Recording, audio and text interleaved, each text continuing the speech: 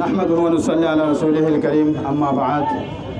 ভাইরা আমার, আজকে আমরা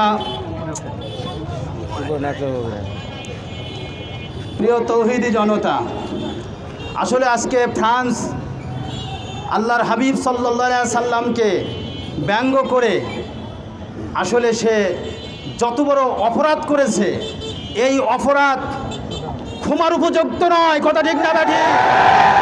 আসলেই মুসলমানদের ইমানি শক্তি সে জানে না, সে তো মৌচাকে ঢিল মেরেছে। মৌচাকে ঢিল মেরলে তার কি অবস্থা হয় সে জানে না। ঠিক না ঠিক? তৌহিদি জনতা, আমরা ফ্রান্সের মেখরকে ছাড়বো না। কথা ঠিক? আমরা আমাদের জীবনের চেয়ে আল্লাহ রসুলকে ভালোবাসি।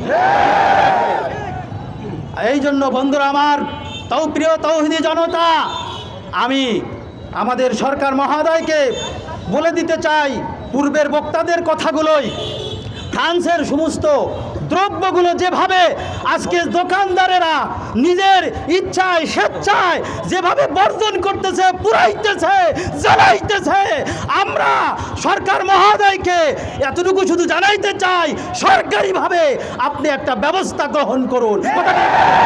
এই বলে আমি আমার সংক্ষিপ্ত আলোচনা শেষ করছি।